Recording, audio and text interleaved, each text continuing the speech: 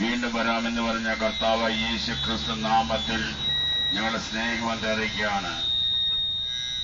പ്രിയ സ്നേഹിത സഹോദര സഹോദരി, ഈ കോവിഡ് സമയത്ത് ഞങ്ങൾ ഈ ദേശത്ത് വന്ന് ദൈവത്തിന്റെ മാറ്റമില്ലാത്ത വചനങ്ങൾ പറയാൻ കാരണമുണ്ട്. നമുക്കറിയാം, ഈ കോവിഡ് മൂലം അനേക ലക്ഷക്കണക്കിന് പേർ ഇന്ന് ലോകത്ത് മാറ്റപ്പെട്ടു പോയി. കോടിക്കണക്കിന് പേർ ഇന്ന് രോഗത്തിന്റെ പിടിയിലാണ്. കാരണം ഈ ലോകത്തെ ഈ വൈറസിന് മനുഷ്യനെ കാണുവാൻ പോലും കഴിയത്തില്ല. വെറും കാണാൻ കഴിയാത്ത ഈ വൈറസിന് വേണ്ടി ലോകം മുഴുവനും ഇത്രത്തോളം ഭയത്തോടെയും ഭാരത്തോടെയും വേദനയോടെയും ആയിരിക്കുന്നെങ്കിൽ സ്നേഹിത, ഇതിനേക്കാളും വലിയ ഒരു വൈറസ് പോലെ ഒന്നാണ് പാപത്തിന്റെ വൈറസ്. ഈ രോഗം നല്ല ആരോഗ്യമുള്ളവന് വരുന്നില്ല, അല്ലെങ്കിൽ ചികിത്സിച്ച് മാറ്റാൻ കഴിയും. എന്നാൽ ചികിത്സിച്ച് മാറ്റാൻ കഴിയാത്ത മറ്റൊന്നാണ് പാപം എന്ന വൈറസ്. മനുഷ്യനെ ദൈവം സൃഷ്ടിച്ചത് തന്റെ ഛായയിൽ, തന്റെ സ്വരൂപത്തിലാണ് ദൈവം മനുഷ്യനെ സൃഷ്ടിച്ചത്. ആ മനുഷ്യൻ പാപം ചെയ്തപ്പോൾ അവന്റെ ആ ദൈവിക തേജസ് നഷ്ടപ്പെട്ടു. അന്ന് മുതൽ മനുഷ്യൻ പാപിയായി മാറി. അന്ന് ദൈവം പറഞ്ഞ പാപം ചെയ്ത് മരിക്കുമെന്ന്. അതേ സ്നേഹിത, ഒരു പാപിയാവുന്ന മനുഷ്യൻ അവന്റെ ആത്മീയമായി മരിച്ചു കഴിഞ്ഞു. അവനെ ഉള്ളത് ഇനി എങ്ങനെ മരണമെന്ന് ഈ ലോകത്ത് മാറ്റിവിടുമെന്നുള്ളത് മാത്രമേ ഉള്ളൂ. എന്നാൽ മനുഷ്യന്റെ ഉള്ളിലേക്ക് പാപം എങ്ങനെയാണ് വരുന്നത്? നമുക്കറിയാം, ഈ ഭൂമിയിൽ രണ്ടാത്മാക്കളുണ്ട്. ഓക്സിജൻ കാണാൻ കഴിയുന്നില്ല, ഓക്സിജൻ പ്രപഞ്ചത്തിലുണ്ട്. ഈ ഓക്സിജന്റെ കയ്യോ കാലോ തട്ടുന്നില്ല. എന്നാൽ ഈ ഓക്സിജൻ ശ്വസിക്കാത്ത ഒരു മനുഷ്യനെ ജീവിക്കുവാനും കഴിയത്തില്ല. അപ്പോൾ ഒരാൾ പറയാണ്, ഇങ്ങനെ ഒന്നില്ല എന്ന് പറഞ്ഞാൽ തെളിയിക്കണമെങ്കിൽ മൂക്കും വായും പൊത്തിപ്പിടിച്ചാൽ മതി. ഒരു 2-3 മിനിറ്റ് കൊണ്ട് അറിയാം ഓക്സിജൻ ഉണ്ടോ ഇല്ലയോ എന്നുള്ളത്. ഇതുപോലെയാണ് സ്നേഹിത, ഈ പ്രപഞ്ചത്തിൽ രണ്ടാത്മാക്കളുണ്ട്. ഒന്ന് പാപത്തിന്റെ ആത്മാവ്, പിശാചിന്റെ ആത്മാവ്. മറ്റൊന്ന് ദൈവത്തിന്റെ ആത്മാവ്. പക്ഷേ എല്ലാ മനുഷ്യന്റെ ഉള്ളിലേക്കും പിശാചിന്റെ ആത്മാവ് ഇടിച്ചു കയറി വരും. എന്നാൽ ദൈവത്തിന്റെ ആത്മാവ് ഇടിച്ചു കയറി വരത്തില്ല. ദൈവത്തിന്റെ ആത്മാവ് നിന്റെ ഉള്ളിൽ വരണമെങ്കിൽ നീ ദൈവത്തെ വിളിച്ച് ഉള്ളിൽ കയറ്റണം. അതുകൊണ്ടാണ് യേശു പറഞ്ഞത്, ഞാൻ നിന്റെ ഹൃദയത്തിന്റെ വാതിക്കൽ നിന്ന് മുട്ടുന്നു, എന്റെ ശബ്ദം കേട്ട് നിന്റെ ഹൃദയം തുറന്നാൽ ഞാൻ നിന്റെ അകത്ത് വരാമെന്ന്. അതേ സ്നേഹിതൻ, എന്നാൽ പാപത്തിന്റെ ആത്മാവാകുന്ന പിശാചിന്റെ ആത്മാവ് എല്ലാ മനുഷ്യരുടെ കാരണം മനുഷ്യനെല്ലാം പാപിയാണ്. മനുഷ്യൻ ജനിച്ചത് പാപത്തിലായതുകൊണ്ട്, അവൻ പാപിയായതുകൊണ്ടാണ്. പാപത്തിന് ശിക്ഷ മരണമാണ്. എന്നാൽ ഈ പാപത്തിന്റെ ശിക്ഷയിൽ നിന്ന് സർവശക്തനായ ദൈവത്തിന് നമ്മോട് കൃപ തോന്നി നമ്മെ പാപം വിടിക്കുവാൻ, അവനൊരുക്കുന്ന നിത്യ ദൈവരാജിലേക്ക് നമ്മെ ചേർക്കുവാൻ 2020 വർഷം മുന്നം കർത്താവ് യേശു ക്രിസ്തു ഭൂമിയിലേക്ക് വന്നു. കർത്താവ് യേശു ക്രിസ്തു പൂർണ്ണ ദൈവമായിരുന്നു, പൂർണ്ണ മനുഷ്യനുമായിരുന്നു. അവൻ പരിശുദ്ധാത്മാവിനാൽ കന്യക മറിയം എന്ന സ്ത്രീയിൽ ഈ ഭൂമിയിൽ ജനിച്ചു. 33 വർഷക്കാലം ഈ ഭൂമിയിൽ ജീവിച്ചു. അന്നുള്ള മനുഷ്യർ, ഇന്നുള്ള മനുഷ്യർ, നാളെ ജനിക്കേണ്ടുന്ന മനുഷ്യർ, സകല മാനവജാല പാപം തന്റെ തലമേൽ ഏറ്റെടുത്ത സ്നേഹിത.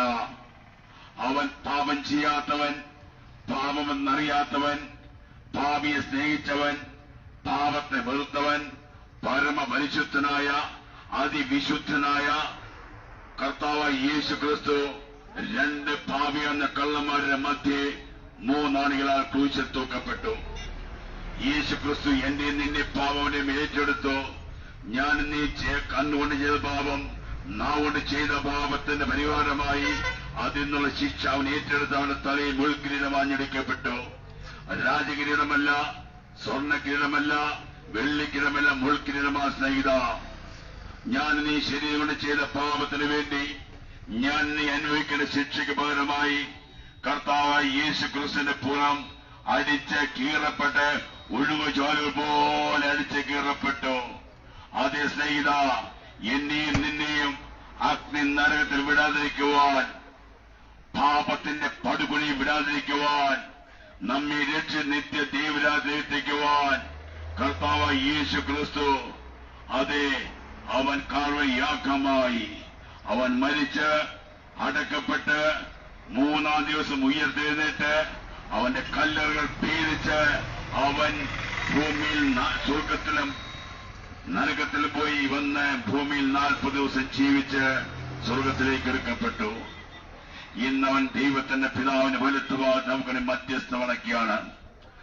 ആ യേശുവിൽ വിശ്വസിച്ചാൽ, അവനെ അംഗീകരിച്ചാൽ, അതേ സ്നേഹിത, അവൻ എന്റെ സ്വന്തം രക്ഷനാഥനം ഏറ്റെടുത്താൽ, എന്റെ പാപത്തിന് വേണ്ടിയാണ് യേശു മരിച്ചത് വിശ്വസിച്ചാൽ നിനക്കുള്ളതാണ് രക്ഷ സ്നേഹിത. അതെ, യേശു വിശ്വസിക്കുന്നവന് ദൈവമകന് വിളിക്കപ്പെടുവാൻ അവൻ അധികാരം കൊടുത്തു. പാപത്തിന് മകനല്ല, ദൈവത്തിന് പുത്രനെന്ന്. ആ പുത്രത്തെ നമുക്ക് ലഭിക്കണമെങ്കിൽ കർത്താവിൽ നാം വിശ്വസിക്കണം. പാപത്തെക്കുറിച്ചും നീതിയെക്കുറിച്ചും ന്യായവിധിയെക്കുറിച്ചും ലോകത്തിന് ബോധ്യം വരുത്തുന്ന ദൈവത്തിന് ആത്മാവിനുള്ളിൽ വരണമെങ്കിൽ നിന്റെ ഹൃദയം ശുദ്ധിയുള്ളതായിരിക്കണം. എങ്ങനെയാണ് നിന്റെ ഹൃദയം ശുദ്ധിയുള്ളതാക്കി തീർക്കുന്നത്? നാം പാപിയാവുന്ന മനുഷ്യനാണ്, പാപത്തിൽ ജീവിക്കുന്നു. പക്ഷേ പാപത്തിൽ ജീവിച്ചാലും മരിക്കുന്നത് നീ പാപിയായിട്ടല്ല, നീ വിശുദ്ധനായി മരിച്ചാൽ ദൈവരാജ്യത്തിൽ പോകാം. എന്ത് ചെയ്യണം? ബൈബിൾ പഠിപ്പിക്കുന്നു, മറ്റൊരു രക്ഷയില്ലവയില്ല. രക്ഷിക്കപ്പെടുവാൻ ആകാശത്തിന് കീഴിൽ മനുഷ്യന്റെ മധ്യേ രക്ഷിക്കാൻ നൽകപ്പെട്ട ഏകനാമം, ഒരേ ഒരു നാമം, പല നാമത്തിൽ ഒരു നാമം, ഒറ്റ നാമം, യേശു ക്രിസ്തുവ. അതുകൊണ്ടാണ് യേശു പറയുന്നത്, വഴിയും സത്യവും ജീവനും ഞാനാകുന്നു. ഞാൻ മുഖാന്തരമല്ലാതെ, യേശു മുഖാന്തരമല്ലാതെ ലോകത്തിലെ ഒരു വ്യക്തി പോലും ദൈവരാജ്യത്തെത്തുവാൻ കഴിയത്തില്ല. യേശു ഒരു ധനവാന്റെ ലാസന്റെ കാര്യം പറയുന്നുണ്ട്. ധനവാൻ അതിസമ്പന്നനായിരുന്നു, വളരെ ആഡംബരത്തോടെ ജീവിച്ചു വന്നു. അവന്റെ വീടിന്റെ പടിപ്പടിക്കൽ ലാസ് എന്ന വ്രണം നിറഞ്ഞ മനുഷ്യനുണ്ടായിരുന്നു. അവൻ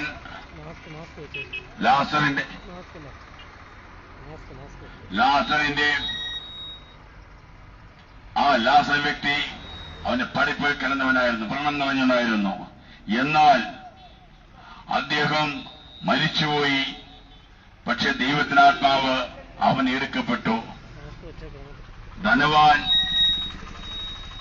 നിത്യ നരകത്തിലേക്ക് പോയപ്പോൾ ലാസർ പോയത് നിത്യ ദൈവ രാജ്യത്തേക്കാണ് സ്നേഹിത.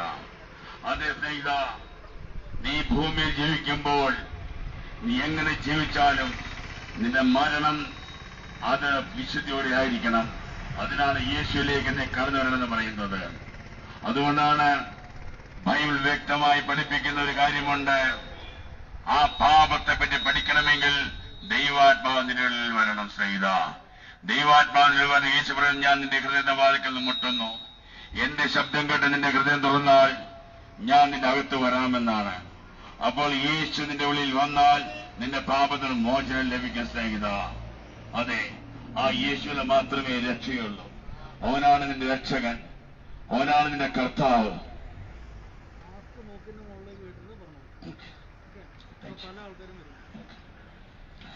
അവൻ കർത്താവിലേക്ക് വരുമ്പോൾ നിന്റെ പാപം നിനക്ക് മനസ്സിലാകും. ഈ പാപം മനസ്സിലാകാത്തതുകൊണ്ടാണ് നിന്നെ പലപ്പോഴും നീ പാപത്തിലേക്ക് പോയി കെട്ടിക്കുന്നത്. മനുഷ്യൻ വിചാരിക്കുന്ന മദ്യപാനൊരു പാപമല്ല, മയക്കുമരുന്നൊരു പാപമല്ല, ഞാൻ ചെയ്യുന്ന ഇതെല്ലാം നിന്റെ ഹൃദയ ശരീരത്തെ നശിപ്പിക്കുന്നതാണ് സ്നേഹിത. എന്നാൽ ഇത് മനസ്സിലാക്കണമെങ്കിൽ ദൈവാത്മാവ് നിന്റെ ഉള്ളിലേക്ക് കടന്നു വരണം. അവൻ വരണമെങ്കിൽ നിന്റെ ഹൃദയം ശുദ്ധിയുള്ളതായിരിക്കണം. നിന്റെ ഹൃദയം ശുദ്ധി വരണമെങ്കിൽ ദൈവാത്മാവ് നിന്റെ ഉള്ളിൽ വരണം സ്നേഹിത. ഈ നിമിഷത്തിൽ എനിക്ക് പറയാനുള്ളൂ, നാം ജീവിക്കുന്നത് ഈ ഭൂമിയിലാണെങ്കിൽ ഒരു ട്രെയിനിങ് പീരീഡ്. ഈ ജീവിതത്തിൽ നാം എങ്ങനെ ജീവിക്കുന്നതോ അതിനനുസരിച്ചായിരിക്കും മരണശേഷം നമ്മുടെ ജീവിതം ഇവിടെ ചിലവഴിക്കുന്നുള്ളത്.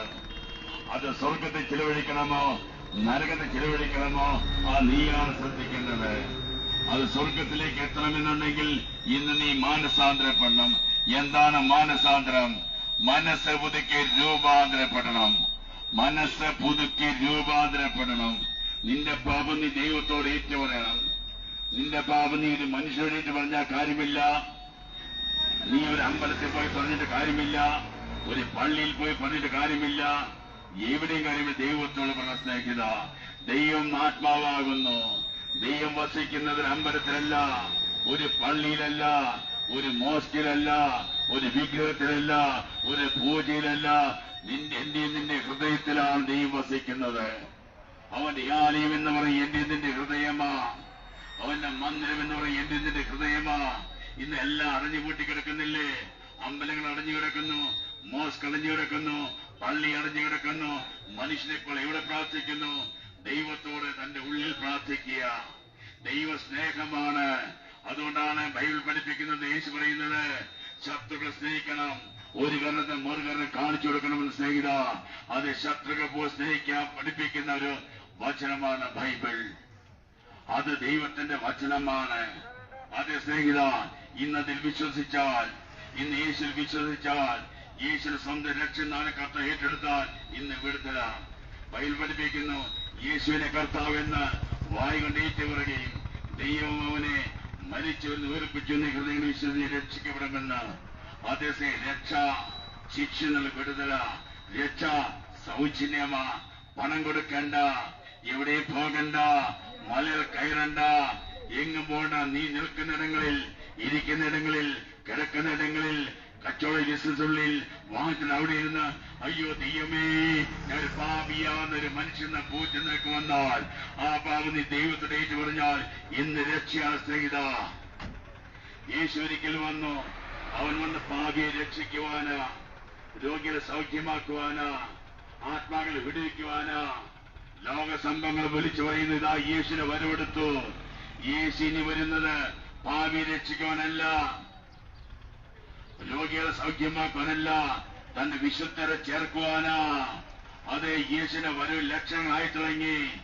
നാം ആരും പറഞ്ഞ് വിശ്വസിക്കില്ല. കോവിഡ് എന്നൊരു കാണാൻ കഴിയാത്ത വൈറസ് ലോകത്തെ പിടിച്ചു നിൽക്കുന്നു ആരെങ്കിലും വിശ്വസിക്കുമില്ല. അതുപോലെ അതിനേക്കാൾ ഭീകരമായി ഇതാ വരുന്നു കർത്താവ് യേശുവിന്റെ വരവ്. അവന്റെ വരവ് തന്നെ വിശ്വസിച്ച ആരാണ് വിശുദ്ധൻ? ഒന്ന്, യേശുവിന്റെ സ്വന്തം രക്ഷനും കർത്താവ് നാഥ ഏറ്റെടുത്തവൻ. രണ്ട്, പാവം വിട്ടൊഴിഞ്ഞവൻ. മൂന്ന്, വിശുദ്ധ ജീവൻ നയിക്കുന്നവൻ. നാല്, യേശുവിനെ വരണ്ട് ഒരുങ്ങുന്നവൻ. അഞ്ച്, എന്റെ യേശുവിന്റെ സ്വന്തം രക്ഷനാഥ ഏറ്റെടുത്തവൻ. അവനെ ചേർക്കുവാൻ ഇതാ കർത്താവ് യേശു കൊണ്ട് വരുവാൻ പോകുകയാണ് സ്നേഹിത. നീ അന്ന് എടുക്കപ്പെടുമോ? ഇല്ല എങ്കിൽ നിനക്കുള്ള അഗ്നി നരകമാണ് സ്നേഹിത. ആ ദൈവരാജ്യത്തിൽ കിടക്കണമെങ്കിൽ യേശുവിനെ നീ സ്വീകരിക്കണം. നിന്റെ ഹൃദയത്തിൽ അവൻ വസിക്കാൻ, നിന്റെ പുറത്തല്ല, നിന്റെ കയ്യിലല്ല, നിന്റെ കാലിലല്ല, നിന്റെ ഹൃദയത്തിലാ. ആ ഹൃദയ പാപത്തിന് വിട്ടുകൊടുക്കാതെ, പിശാചിനെ വിട്ടുകൊടുക്കാതെ ദൈവത്തിന് വേണ്ടി നീ സമർപ്പിച്ചാൽ അങ്ങനെയുള്ള ഒരു വ്യക്തിക്ക് അതേ മദ്യപിക്കാൻ കഴിയത്തില്ല. മദ്യപാനം, മയക്കുമരുന്ന്, ജോലിക്കൂട്ട്, ലേച്ചറുകള് ഇന്ന് വളരെ പെരുകിക്കൊണ്ടിരിക്കുകയാണ്. എന്നാൽ ദൈവത്തിനാത്മ വന്നാൽ അവൻ നിന്നെ സത്യത്തിനും ആത്മാവിന് വഴി നടത്തും. ദൈവം യേശു വരുമ്പോ നോക്കുന്നത് ആത്മാവിന് ഫലമുണ്ടോ എന്നാണ്. എന്താണ് ആത്മാവിന് ഫലം? സ്നേഹം, സന്തോഷം, സമാധാനം, ദീർഘക്ഷമ, ദയ, പരോപകാരം, വിശ്വസ്തത, സൗമ്യത, ഇന്ത്യജയം ഇതിലുണ്ടോ എന്നുള്ളത്. ഇതുണ്ടെങ്കിൽ നീ ഭാഗ്യവാൻ. നിനക്ക് ദൈവരാജ്യമുണ്ട് സ്നേഹിത. അല്ല എങ്കിൽ നീ ഭൂമി ജീവിച്ചത് വെറുതെ വേസ്റ്റാ. കോടിക്കണക്കിന് രൂപ നിനക്കുണ്ടാകാം, വലിയ ബിൽഡിങ്ങുകൾ ഉണ്ടാകാം, വലിയ സൗകര്യങ്ങൾ ഉണ്ടാകാം. അവസാനം ആരുടെ മണ്ണില AC കാറോ BMW എത്ര വലിയ കാർ യാത്ര, അവസാന യാത്ര ശവപ്പെട്ടില്ല സ്നേഹിത. നിന്റെ ആയുസ് അറിയില്ല. ഇന്ന് തീരുമോ, നാളെ തീരുമോ, നാളെ കോട് വരുമോ, മറ്റന്നാൾ അറിയില്ല. എന്ന ഇന്ന് രക്ഷിക്കപ്പെട്ട സ്നേഹിത നിന്റെ പേര് ജീവന്റെ പുസ്തകം എഴുതും. ബൈബിൾ പഠിപ്പിക്കുന്നു, ജീവന്റെ പുസ്തകത്തിൽ പേരില്ലാത്ത ഏവനെയും അഗ്നി തള്ളിക്കളി സ്നേഹിത. അവിടെ കെടാത്ത തീയുണ്ട്, അതിൽ പോകല സ്നേഹിത. ആത്മഹത്യ പലരും ചെയ്യുന്നുണ്ട് ചെറിയ ചെറിയ കാരണത്തിന്. 2 മാർക്ക് കുറഞ്ഞാൽ, അല്ലെങ്കിൽ അവർ ചെയ്ത തെറ്റുകൾ മഹാത്മാ ചൂണ്ടിക്കാണിച്ചാൽ, അല്ലെങ്കിൽ അനേക പെൺകുഞ്ഞുങ്ങൾ പിന്നെ പ്രേമത്തിൽ കുടുങ്ങി വഴിതെറ്റിപ്പോയി ആത്മഹത്യകൾ, കടം വരുമ്പോൾ ആത്മഹത്യ. നീ ആത്മഹത്യ ചെയ്താതൊരു കാര്യം മനസ്സിലാക്കണം. നീ ആത്മഹത്യ ചെയ്യുന്നറിയുമ്പോ നീ അഗ്നി നരകത്തിൽ പോവുകയാ. നിന്റെ ഇവിടെ നിന്നുള്ള ജീവനെടുത്ത് നീ അഗ്നി നരകം ഇട്ടുകൊടുക്കുക. നിന്റെ ജീവനെടുക്കാൻ നിനക്ക് അവകാശമില്ല. നിന്റെ സൃഷ്ടാവ് ജീവൻ തന്നെങ്കിൽ അവൻ വിളിക്കുന്നവന് കാത്തിരിക്കണം. ഇന്ന് നിന്റെ ഏത് പ്രശ്നമായിക്കോട്ടെ, രോഗത്താലോ ഭാരത്താലോ ദുഃഖത്താലോ നിരാശയാലോ വേദനയാലോ കടബാധിയാലോ ഏതവസ്ഥയായിക്കോട്ടെ, ഇന്നൊരു യേശുവേ, ഞാൻ പാപിയാതൊരു മനുഷ്യനാണ്, ഇതാ ഞാൻ നിന്റെ അടുക്കൽ വരുന്നു, എനിക്കൊരു മോചനം വേണം. ആ തീർച്ചയായും പാപ പരിഹാരകനാണ്. അപ്പൊ നിങ്ങൾ ചോദിക്കാം, അങ്ങനെയെങ്കിൽ താങ്കൾ നിന്നെ ഉച്ചക്കെന്ന് സംസാരിക്കുന്നു, താങ്കൾക്ക് നിന്ന് വിടുതൽ ലഭിച്ചതാന്ന്. നിങ്ങളുടെ ചോദ്യം സത്യമാണ്. പക്ഷേ ഈ അവസ്ഥയിൽ ഞാൻ ഈ വചനം പ്രസംഗിക്കുമെന്ന് അറിയാൻ ദൈവം അതിൽ കിറകൂടി തന്നിരിക്കുക. എല്ലാം നല്ലവരായി ഇന്ത്യൻ ആർമിയിലായിരുന്നു. അനേകങ്ങൾ യാത്ര മനുഷ്യനാണ്. എന്നാൽ അന്ന് ലോകത്തിന് വേണ്ടി രാജ്യസേവ ചെയ്യുന്ന ദൈവത്തിന് വേണ്ടി ദൈവരാജസേവ ദൈവം കണ്ടെത്തിരിക്കാൻ സ്നേഹിത. ഞാൻ ഒന്നുകൂടി ഓർപ്പിക്കട്ടെ, ഇന്ന് ആ രക്ഷിക്കാൻ ആഗ്രഹിക്കുന്നു, നിങ്ങളുടെ പാവം ദൈവത്തെ ഏറ്റുവാൻ ആഗ്രഹിക്കുന്നു, ഞാൻ നിങ്ങൾക്ക് വേണ്ടി പ്രാർത്ഥിക്കാൻ ആഗ്രഹിക്കുകയാണ്. അതേ സ്നേഹിത, നിങ്ങൾക്ക് താല്പര്യങ്ങൾ എന്ന് വെച്ചെന്ന് പ്രാർത്ഥിക്കാം. ഞാൻ പാപിയാന്ന് ബോധ്യമുള്ള പ്രാർത്ഥിക്കാം. അതിന് പ്രാർത്ഥിക്കാൻ ആഗ്രഹിക്കുന്നു.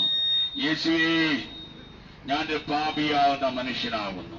നിങ്ങൾ ഇരിക്കുന്നിടങ്ങളിൽ നിൽക്കുന്നിടങ്ങളിൽ എവിടെയായിരിക്കുന്നോ നിങ്ങൾ ഹൃദയത്തിൽ പറഞ്ഞാട്ടെ, യേശുവേ, ഞാൻ പാപിയാവുന്ന മനുഷ്യനാകുന്നു.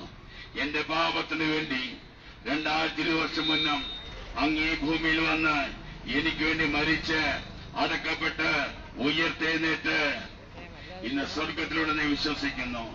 ആ യേശുവിനെ എന്റെ സ്വന്തം രക്ഷകനും നാഥനും കർത്താവും ദൈവമായി ഞാൻ വിശ്വസിക്കുന്നു.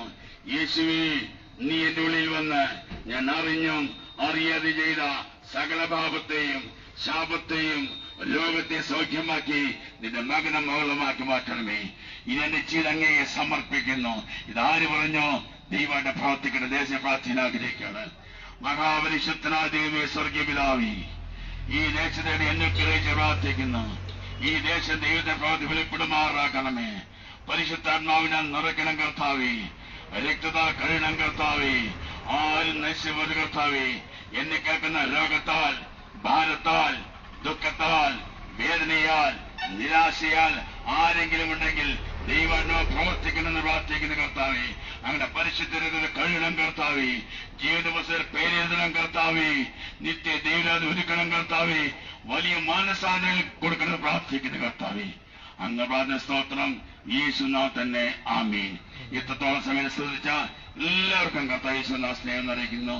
ദൈവം നിങ്ങൾ ധാരാളം God bless you. Thank you. Bye bye.